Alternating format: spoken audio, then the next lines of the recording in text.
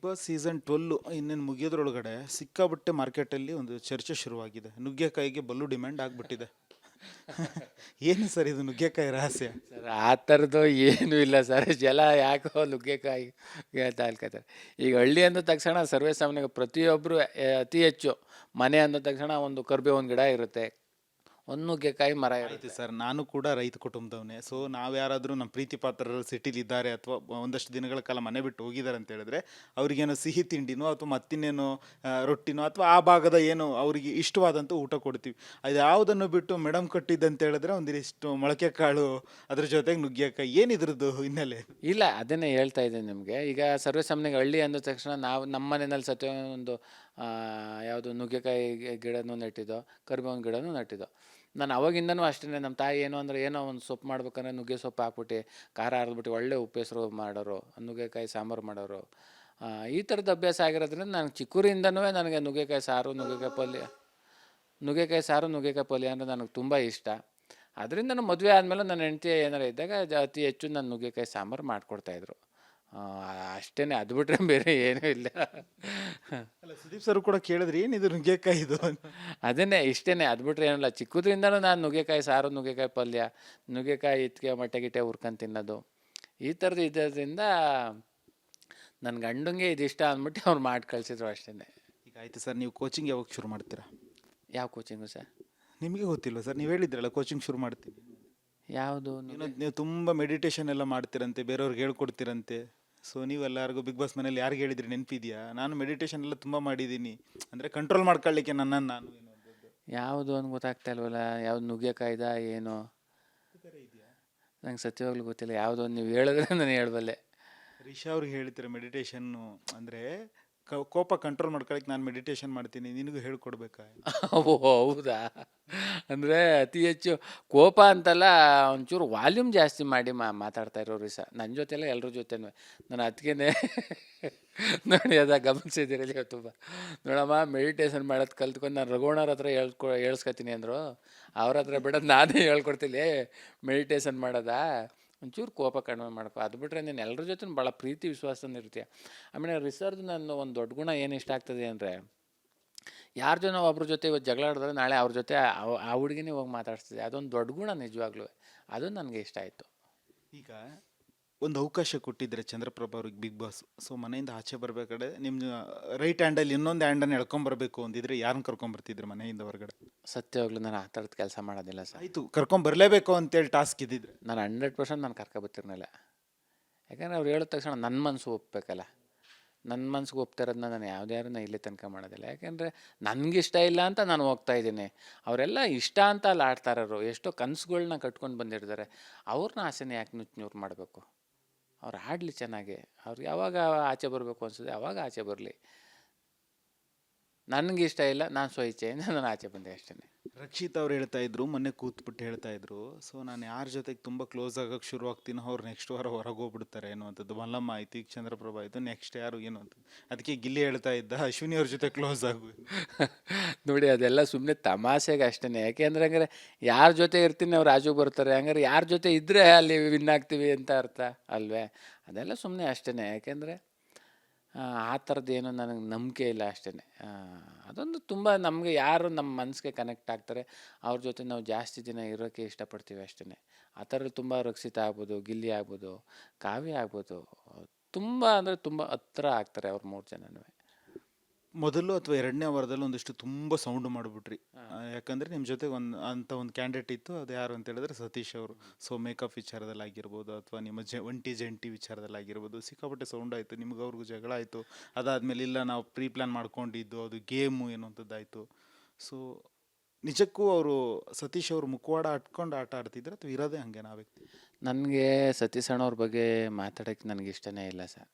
ಯಾಕೆ ಅಂದರೆ ಬೇಡ ಅಂತ ಮಾತಾಡೋದು ಬೇಡ ಅಂತ. ಯಾಕೆಂದರೆ ಅವರೇ ಅಂತಲ್ಲ, ನಾವು ಟೋಟಲ್ 18 ಜನ ಅಲ್ಲಿಗೆ ಬಿಗ್ ಬಾಸ್ ಮನೆಗೆ ಹೋಗಿದ್ದೀವಿ ಅಂತ ಅಂದರೆ ನಿಜವಾಗ್ಲೂ ನಾವು ಎಲ್ಲನೂ ಮರೆತು ನಾವು ಆಟ ಆಡೋದ್ರ ಕಡೆ ಮಾತ್ರ ಗಮನ ಇರಬೇಕು, ಬೇರೆದ್ರ ಕಡೆ ಗಮನ ಇರಬಾರ್ದು.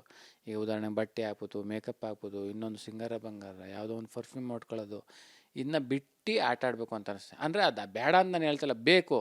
ಆದರೆ ಅದಕ್ಕಿಂತ ಹೆಚ್ಚಾಗಿ ಏನು ಬೇಕು ಅಂದರೆ ಚೆನ್ನಾಗಿ ಆಡಬೇಕು ಅನ್ನೋದ್ರ ಕಡೆ ಗಮನ ಇರಬೇಕು. ಈಗ ಹಂಗಾಗೋದಾದರೆ ಲಾಸ್ಟ್ ಬ್ಯಾಚು ಇವರು ಬರೀ ಪಂಚೆ ಹಾಕೊಂಡೇ ಆಡಿದ್ರು. ಈ ಬ್ಯಾಚು ನಮ್ಗೆ ಇಲ್ಲಿ ಬರೀ ಬನೀನು ಹಾಕೊಂಡೇ ಆಡ್ತಾನೆ ಅಲ್ವೇ. ಬಟ್ಟೆ ಉಡುಗೆ ತೊಡುಗೆ ಇಂಪಾರ್ಟೆಂಟ್. ಅಲ್ಲಿ ಬಂದಿದ್ದೀವಿ, ಯಾರಿಗೂ ಸಿಗಬಾರ್ದಂಥ ಅವಕಾಶ ಸಿಕ್ಕೈತೆ ನಮಗೆ. ಇದೇ ಬಟ್ಟೆ ಬಗ್ಗೆ ಕೆಲವರೆಲ್ಲ ಕಮೆಂಟ್ ಮಾಡ್ತಾರಲ್ಲ, ಸುಮ್ಮನೆ ಇದೆಲ್ಲ game, so sympathy card maintain ಮಾಡ್ತಿದ್ದಾರೆ ಬನಿಯನ್ ಹಾಕೊಂಡ್ಬಿಟ್ಟು ಏನು. ಅದು ನನಗೆ ಗೊತ್ತಿಲ್ಲ ಸರ್, ಅದನ್ನ ಗಿಲ್ಲಿ ಬಂದಾಗಲೇ ಕೇಳ್ಬೇಕು ನೀವು ಸಿಂಪತಿ ಅಂತ. ಅಂದರೆ ನೋಡಿ ಸರ್, ನಾವು ಏನು ಹಾಕೊಂಡ್ರು ನಮ್ಮ ಬಗ್ಗೆ 100 ಜನ 100 ಥರ ಮಾತಾಡ್ತಾರೆ. ಈಗ ನಿಮ್ಮ ಬಗ್ಗೆ 100 ಜನ 100 ಥರ ಮಾತಾಡ್ತಾರೆ, ಬರೀ ಒಳ್ಳೇದಾಗೇನೆ ಸತ್ಯವಾಗ್ಲೂ ಮಾತಾಡೋದಿಲ್ಲ. ಆ 100 ಜನಕ್ಕೂ ಉತ್ತರ ಕೊಡಬೇಕು ಅಂತ ಏನಿಲ್ಲ. ಅವರು ಮಾಮೂಲಿ ಅವ್ರ ಕೆಲಸ ಅವ್ರಿಗೆ, ನಮ್ಮ ಕೆಲಸ ನಮಗೆ ಅಷ್ಟೇ. ಯಾವುದಕ್ಕೂ ಕಿವಿ ಕೊಡಬಾರ್ದು. ನಮ್ಮ ಕೆಲಸ ಏನೈತೆ ಅದು ಮಾಡ್ಕೊಂಡು ಹೋಗ್ತಾ ಇರ್ಬೇಕು ಅಷ್ಟೇ. ಇದ್ರ ಜೊತೆಗೆ ಈಗ ನಿಮ್ಮ ವಾಟ್ ನೆಕ್ಸ್ಟ್, ಚಂದ್ರಪ್ರಭಾ ಅವರ ಮುಂದಿನ ನಡೆ ಏನು? ನನಗೆ ಸಿನಿಮಾ ಬಿಟ್ಟರೆ ಬೇರೆ ಏನೂ ಗೊತ್ತಿಲ್ಲ ಸರ್. ಯಾಕೆಂದರೆ ನಾವು ಇಲ್ಲಿ ತನಕ ಏನೇ ಮಾಡ್ಕೊಂಡು ಬಂದಿದ್ರು, ಫೈನಲಿ ಒಂದು ಸಿನಿಮಾ ಮಾಡಬೇಕು, ಒಂದು ಒಳ್ಳೆ ಪಾತ್ರ ಮಾಡಬೇಕು ಅಂತ ಅಷ್ಟೇ. ಆಮೇಲೆ ಅತಿ ಹೆಚ್ಚು ಹಿರಿಯ ಕಲಾವಿದರುಗಳ ಜೊತೆ ಮಾಡಬೇಕು ಅನ್ನೋದು ಒಂದು ದೊಡ್ಡ ಕನಸು. ಸುದೀಪ್ ಸರ್ ಆಗ್ಬೋದು, ದರ್ಶನ್ ಸರ್ ಆಗ್ಬೋದು, ಶಿವಣ್ಣ ಸರ್ ಆಗ್ಬೋದು, ಧ್ವನಿ ವಿಜಯ್ ಸರ್ ಆಗ್ಬೋದು, ಎಲ್ಲರ ಜೊತೆ ಮಾಡಬೇಕು ಅಂತ ದೊಡ್ಡ ಇನ್ನೂ ಹಿರಿಯ ಕಲಾವಿದ್ರ ಜೊತೆ ಮಾಡಬೇಕು ಒಂದು ಆಸೆ. ಏನು ದೊಡ್ಡ ಪಾತ್ರನೋ ಸಣ್ಣ ಪಾತ್ರನೋ ಯಾವುದೋ ಒಂದು ಪಾತ್ರ ಸಿಕ್ಕರೂ ಸಾಕು, ನಮ್ಮ ಜೀವನದಲ್ಲೂ ಏನೋ ಒಂದು ಸಾರ್ಥಕತೆ ಆಗ್ತದೆ. ಅದಷ್ಟೇ ನನ್ನ ಗುರಿ ಸರ್, ಬೇರೆ ಏನೂ ಇಲ್ಲ.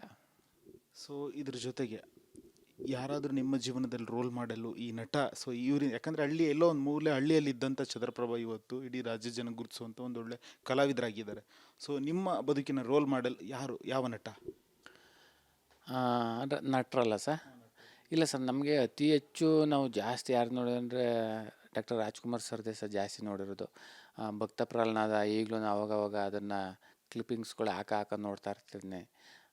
ಏನು ಗೊತ್ತಿಲ್ಲ ಸರ್, ಅವರು ದೊಡ್ಡದು. ಯಾಕಂದರೆ ಇಡೀ ನಮ್ಮ ಭಾರತಕ್ಕೇ ಅದ್ಭುತ ಕಲಾವಿದರು ಅವರು. ಅವರಿಂದ ಕಲಿಯುವಂಥದ್ದು ಸಾಕಷ್ಟಿದೆ. ಅವರಿಂದ ಎಷ್ಟು ಬರೀ ಸಣ್ಣ ತಿಳ್ಕೊಬಿಟ್ರು ಸಾಕು ಸರ್. ನಾವು ನಮ್ಮ ಜೀವನದಲ್ಲಿ ಹೇಗಿರಬೇಕು, ಒಂದು ಅಭಿನಯ ಅನ್ನೋದು ಹೇಗೆ ನಾವು ಕಲಿಬೇಕು ಅನ್ನೋದು ಅಂಥವ್ರು ನೋಡಿದ್ರೆ ಗೊತ್ತಾಗ್ಬಿಡ್ತದೆ ಸರ್. ಅವರು ಓದೋ ದಾರಿನಲ್ಲೇ ಏನೋ ಅವ್ರನ್ನ ನೋಡಿ ತುಂಬ ಖುಷಿ. ಬಿಗ್ ಬಾಸ್ ಮನೇಲಿ ಯಾರಿಗಾದ್ರೂ ಸಾರಿ ಕೇಳಬೇಕು ಅನ್ನೋದಾದರೆ ಯಾರಿಗೆ ಕೇಳ್ತೀರಾ? ಥ್ಯಾಂಕ್ಸ್ ಹೇಳಬೇಕು ಅನ್ನೋದಾದ್ರೆ ಯಾರಿಗೆ ಕೇಳ್ತೀರಾ? ನಾನು ಯಾರನ್ನೂ ಸಾರಿ ಕೇಳೋಲ್ಲ ಸರ್. ಯಾಕೆಂದರೆ ನಾನು ಯಾರ ಮನಸ್ಸಿಗೂ ಬೇಜಾರಾಗೋ ಥರ ಇದುವರೆಗೂ ನೆಟ್ಕೊಂಡೇ ಇಲ್ಲ ಸತ್ಯವಾಗ್ಲೂ. ಎಲ್ರಿಗೂ ಇಷ್ಟ ಆಗೋ ಥರನೇ ನೆಟ್ಕೊಂಡಿದ್ದೀನಿ. ಅದರಿಂದ ನಾನು ಯಾರನ್ನೂ ಸಾರಿ ಕೇಳೋಕ್ಕೂ ನಾನು ಇಷ್ಟಪಡೋದಿಲ್ಲ. ಸೊ ಬಿಗ್ ಬಾಸ್ ಮನೆಯಲ್ಲಿ 6 ವಾರಗಳ ಕಳೆದಂಥ ಬೆಸ್ಟ್ ಡೇ ಯಾವುದು ನಿಮ್ಮದು? ಇಲ್ಲ, ಅಲ್ಲಿ ಪ್ರತಿದಿನ ಪ್ರತಿ ಕ್ಷಣನೂ ನಾನು ಅನುಭವಿಸಿದ್ದೀನಿ. ಯಾಕೆಂದರೆ ಅಷ್ಟು ದಿನವೂ ಒಂದು ಮೆಮೊರಿ ಮತ್ತೆ ಪಡ್ಕೊಳ್ಳೋಕೆ ಸಾಧ್ಯನೇ ಇಲ್ಲ. ಮತ್ತು ಈ ಜನ್ಮದಲ್ಲಿ ಮತ್ತೆ ಹೋಗೋಕ್ಕೂ ಆಗೋದಿಲ್ಲ. ಆ ಬಿಗ್ ಬಾಸ್ಗೆ ಹೋಗೋವಂಥದ್ದು ಒಂದು ಜೀವನದಲ್ಲಿ ಒಂದೇ ಸಲ ಬರೋಕ್ಕೆ ಸಾಧ್ಯ, ಮತ್ತೊಮ್ಮೆ ಹೋಗೋಕ್ಕಾಗೋದಿಲ್ಲ. ಅಲ್ಲಿದ್ದು ಅಷ್ಟು ದಿನ ನಿಜವಾಗ್ಲೂ ತುಂಬ ಅನುಭವಿಸಿದ್ದೀನಿ. ಅದೆಲ್ಲ ನನಗೆ ಮೆಮೊರಿನೇ sir. So finally big boss ಕಪ್ಪನ್ನು ಕೈಲಿ ಹಿಡಿಯುವಂಥ ವ್ಯಕ್ತಿ ಯಾರು ಮನೆ ಒಳಗಡೆ? ಅದು ಹೇಳೋದು ತುಂಬ ಕಷ್ಟ ಆಗ್ಬಿಡ್ತದೆ ಸರ್. ಯಾಕೆಂದರೆ ಈಗ ಆಗಿರೋದೇ 6 ವಾರ ಜರ್ನಿ. ಇನ್ನೂ ಹೆಚ್ಚು ಕಡಿಮೆ ಒಂದು 10-11 ವಾರ ಇರೋದ್ರಿಂದ ಈಗಲೇ ಇಂಥರೇ ಗೆಲ್ತಾರೆ ಅಂದರೆ ತಪ್ಪಾಗ್ಬಿಡುತ್ತೆ. ಯಾಕಂದರೆ ಅಲ್ಲಿರೋರೆಲ್ಲ ಅಷ್ಟು ಜನನೂ ತುಂಬ ಸ್ಟ್ರಾಂಗ್ ಇರೋದ್ರಿಂದ ಅದು ಏರಿಳಿತಗಳು ಆಗ್ತಾನೆ ಇರ್ತದೆ. ಈಗ ಒಂದು 6 ವಾರದ ಒಂದು ಫಲಿತಾಂಶವನ್ನು ತೆಗೆದುಕೊಂಡಾಗ ಗಿಲ್ಲಿಯವರು ತುಂಬ ಚೆನ್ನಾಗಿ ಆಡ್ತಾವ್ರೆ, ಅಶ್ವಿನಿ ಮೇಡಮ್ ಅವರು ಆಡ್ತಾಯಿದ್ದಾರೆ, ರಕ್ಷಿತ್ ಅವರು ಆಡ್ತಾಯಿದ್ದಾರೆ. ಹೋಯ್ತಾ ಗೊತ್ತಿಲ್ಲ, ಕೆಳಗಡೆ ಇರೋರು ಮೇಲೆ ಹೋಗ್ಬೋದು, ಮೇಲೆ ಕೆಳಗಡೆ ಹೋಗ್ಬೋದು. ಹಿಂಗೆ ಆಗೋದಂತೂ 100% ಆಗೇ ಆಗ್ತದೆ. ಹಿಂಗೆ ಏರುಪೇರು. ಯಾರು ತುಂಬ ಚೆನ್ನಾಗಿ ಆಡ್ತಾರೋ ಅವ್ರಿಗೆ ಮೋಸ ಆಗ್ಬಾರ್ದು ಅಷ್ಟೇ. ಇರುವಂಥ 16 ಜನದಲ್ಲಿ ಯಾರು ತುಂಬ ಚೆನ್ನಾಗಿ ಆಡಿ ಇಡೀ ಕರ್ನಾಟಕ ಜನತೆಗೆ ಮನಸ್ಸಲ್ಲಿ ಉಳಿತಾರೋ ಅವ್ರಿಗೆ ಮೋಸ ಆಗಬಾರ್ದು, ಅವ್ರು ಗೆಲ್ಲಬೇಕು. ಸೊ ಫೈನಲಿ ಆಡಿಯನ್ಸ್ಗೆ ಒಂದು ಕುತೂಹಲ ಇದೆ. ಮನೆ ಒಳಗಡೆ ಅಂತೂ ನಮ್ಮನ್ನು ಒಂದಷ್ಟು ರಂಜಿಸಿದ್ರು, ಅದಾದ ನಂತರ ಮೌನಕ್ಕೆ ಹೋಗ್ಬಿಟ್ರು ಚಂದ್ರಣ್ಣ. ಅದೇನೋ ಮನಸ್ಸಿಗೆ ನೋವು ಉಂಟಾಗಿ. ಇಲ್ಲಾದರೂ ಒಂದು ಡೈಲಾಗ್ ಅಥವಾ ಒಂದು ಹಾಡು ಹೇಳ್ಬೋದಾ?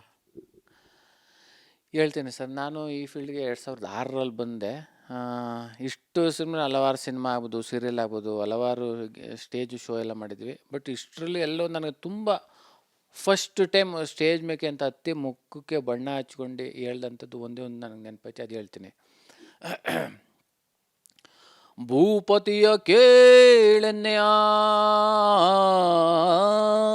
ನಮ್ಮಯ ರಾಜ್ಯದಳ್ ಪ್ರಜೆಗಳೆಲ್ಲರೂ ಸೌಖ್ಯದಿಂದ ಬಾಳುವರೇ. ಒಡೆಯ ಕೇಳ್ಪೇಳುವೆ, ನುಡಿಯ ಪರಿಯ ಪೇಳುವೆ, ಆ ನುಡಿಯ ಪರಿಯ ಪೇಳುವೆ.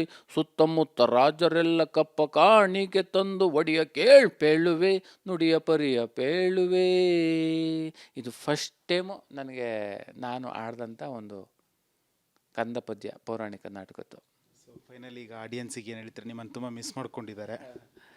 ನಿಜವಾಗ್ಲೂ ತುಂಬ ಖುಷಿ ಆಗ್ತದೆ ಸರ್. ಯಾಕೆಂದರೆ ಇಲ್ಲಿ ಗಂಟ ಮಜಾ ಬರ್ತಾ ಆಗ್ಬೋದು, ಗಿಚ್ಚಿಗಿಲಿ ಆಗ್ಬೋದು, ಬಿಗ್ ಬಾಸ್ ಆಗ್ಬೋದು, ಇಲ್ಲಿ ಗಂಟ ಗೊತ್ತೋ ಗೊತ್ತಿಲ್ದೋ ಏನೋ ತಪ್ಪಾದಾಗ ನನ್ನ ಕ್ಷಮಿಸಿ ಒಂದು ಪ್ರೀತಿ ಆಶೀರ್ವಾದ ಚಪ್ಪಾಳೆ ಕೊಟ್ಟಂತಹ ನನ್ನ ಕರ್ನಾಟಕ ಜನತೆಗೆ ತುಂಬು ಹೃದಯದ ಧನ್ಯವಾದಗಳನ್ನ ಹೇಳ್ತೀನಿ. ಎಷ್ಟು ಕ್ಲಾರಿಟಿ, ಯಾಕಂದರೆ ಬಿಗ್ ಬಾಸ್ ಮನೇಲಿ ನೀವು ಕ್ಲಾರಿಟಿ ಕೊಟ್ಟು ಕೊಟ್ಟು ಅನುಭವ ಆಗಿದೆ. ಸೊ ಒಂದಷ್ಟು ಇತ್ತೀಚಿನ ದಿನಗಳಲ್ಲಿ ಅವಕಾಶಗಳು ಸಿಗ್ತಾ ಇಲ್ಲ ಚಂದ್ರಪ್ರಭಾ ಅವ್ರಿಗೆ, ಹಾಗಾಗಿ ಗಾರೆ ಕೆಲ್ಸಕ್ಕೆ ಹೋಗ್ತಾ ಇದ್ದಾರೆ ಅನ್ನುವಂಥದ್ದು ಒಂದು ಮಾತಾಡೋದೇ ಬಿಡಿ ಸರ್, ಕೆಲವೊಂದು ವಿಚಾರದ ಬಗ್ಗೆ ಮಾತಾಡೋದೇ ಬೇಡ ಅಂತ ಅನ್ನಿಸ್ತೈತೆ ನನಗೆ. ಸರ್ ಅಂತ ನಿರ್ಧಾರ. ಇಲ್ಲ ಬೇಡ ಅಂತ ಸರ್, ಕೆಲವ್ರ ಬಗ್ಗೆ ಬೇಡವೇ ಬೇಡ ಮಾತಾಡೋದು ಅಂತ. ಓಕೆ, ಫೈನಲಿ ಈಗ ಮತ್ತೇನಾದರೂ ಬಿಗ್ ಬಾಸ್ ಮನೆಗೆ ಕರೆದ್ರೆ ಹೋಗ್ತೀರಾ ವಾಪಸ್? ಇಲ್ಲ ಸರ್, ಸಾಕು ಸರ್, ಇಷ್ಟು ದಿನ ಇದ್ದೆ, ತುಂಬ ಖುಷಿ ಐತೆ. ಇನ್ನು ಮಾಡುವಂಥ ಕೆಲಸಗಳು ತುಂಬ ಇದೆ, ಅದ್ರ ಕಡೆ ಗಮನ ಕೊಡೋಣ. ನಿಮ್ಮ ಫೇವ್ರೆಟ್ ಮಲ್ಲಮ್ಮನ ಬಗ್ಗೆನೇ ಏನು ಹೇಳಲೇ ಇಲ್ಲ ನೀವು. ಇಲ್ಲ, ಅವರು ನಾವು ಯಾವತ್ತೂ ಸ್ಪರ್ಧಿ ಅಂತ ಅಂದ್ಕೊಳ್ಳಲ್ಲ ಸರ್. ಯಾಕೆಂದರೆ ಆ ವಯಸ್ಸಿನಲ್ಲಿ ಬಂದಿದ್ದಾರೆ ಬಿಗ್ ಬಾಸ್ ಮನೆಗೆ ಅಂದರೆ ಅದೇ ಒಂದು ದೊಡ್ಡ ಸಾಧನೆ ಸರ್ ನಿಜವಾಗ್ಲೂ. ಆ ವಯಸ್ಸಿನಲ್ಲಿ ಯಾರು, ಈಗ ನಾವು ಆ ವಯಸ್ಸಿನಲ್ಲಿ ಒಂದು ಗೇಮ್ನು ಆಡೋಕ್ಕಾಯ್ತದೋ ಇಲ್ವೋ ಗೊತ್ತಿಲ್ಲ. ಅವರು ನೀರೊಳಗೆ ಬಿದ್ದು ಅದೊಂದು ಕೀ ತಗೊಬರೋದಾಗ್ಬೋದು, ಆಮೇಲೆ ಹಲವಾರು ಗೇಮಲ್ಲಿ ತುಂಬ ಸ್ಟ್ರಾಂಗ್ ಇದ್ದರು. ಆ ವಯಸ್ಸಿನಲ್ಲಿ ಆಡಿದ್ದಾರೆ, ಆ ವಯಸ್ಸಿನಲ್ಲಿ ಬಂದಿದ್ದಾರೆ ಅಂದರೆ ಅದೇ ಒಂದು ದೊಡ್ಡ ಸಾಧನೆ. ಆ ಮನೆ ಒಳಗೆ ನಿಜವಾಗ್ಲೂ ಎಲ್ಲರೂ ಒಂದು ತಾಯಿಯ ಒಂದು ಸ್ವರೂಪವಾಗಿದ್ದರು. ನಿಜವಾಗ್ಲೂ ತುಂಬ ಖುಷಿ ಆಗ್ತದೆ. ಅವ್ರಿಗೆ ದೇವರು ಇನ್ನೂ ಒಳ್ಳೆಯ ಆರೋಗ್ಯ ಆಯಸ್ಕೊಡ್ಲಿ, ಅವ್ರಿಗೆ ಒಳ್ಳೇದು ಮಾಡಲಿ ಅಂತ ಕೇಳ್ಕೊತೀನಿ. ಓಕೆ ಸರ್, ಫೈನಲಿ ಒಳ್ಳೆಯದಾಗಲಿ, ನಿಮಗೆ ಮತ್ತಷ್ಟು ಅವಕಾಶಗಳು ಬರಲಿ. ಸೊ ಇಡೀ ಕರ್ನಾಡಿನ ಜನರನ್ನು ಮತ್ತಷ್ಟು ರಂಜಿಸಿ ಅಂತ ನಾವು ಕೂಡ ಆಶೆ ಬಯಸ್ತೀವಿ. ಸೊ ವೀಕ್ಷಕರೇ, ಇದಾಗಿತ್ತು ಚಂದ್ರಪ್ರವರ ಮಾತು. ಸೊ ಸಾಕಷ್ಟು ನೊಂದಿದ್ದಾರೆ. ಸೊ ಒಂದೊಳ್ಳೆ ಅವಕಾಶ ಸಿಕ್ಕಿತ್ತು, ನನಗೆ ಎಷ್ಟು ಸಾಧ್ಯನೋ ಅಷ್ಟು ಆಡಿದ್ದೀನಿ, ಜನರ ಮನಸ್ಸನ್ನು ಗೆದ್ದಿದ್ದೀನಿ ಅಂತೇಳಿ ಭಾವಿಸ್ತೀನಿ ಅಂತ ಹೇಳಿದ್ದಾರೆ. ಇದ್ರ ಜೊತೆಗೆ ಮುಂದೆ ಕೂಡ ಸಿನಿಮಾದಲ್ಲಿ ಒಳ್ಳೆ ಅವಕಾಶಗಳು ಸಿಗ್ತಾ ಇದೆ. ಸೊ ಅವುಗಳನ್ನೆಲ್ಲ ಸರಿಯಾಗಿ ಬಳಸ್ಕೋತೀನಿ ಅನ್ನೋಂಥದ್ದು ಮಾತನಾಡಿ, ಸೊ ಇಡೀ ಕರ್ನಾಟಕದ ಜನರ ಮನವನ್ನು ಗೆದ್ದಿರ್ತಕ್ಕಂಥ ಚಂದ್ರಪ್ರಭ ಅವರು ಇವತ್ತು ಮನದಾಳದ ಮಾತನ್ನು ಹಂಚಿಕೊಂಡಿರುವಂಥದ್ದು. ಕ್ಯಾಮ್ರಾ ಪರ್ಸನ್ ಕೃಷ್ಣ ಜೊತೆ ಪ್ರವೀಣ್ ಕುಮಾರ್ ಸಲಗನಳ್ಳಿ, ರಿಪಬ್ಲಿಕ್ ಕನ್ನಡ.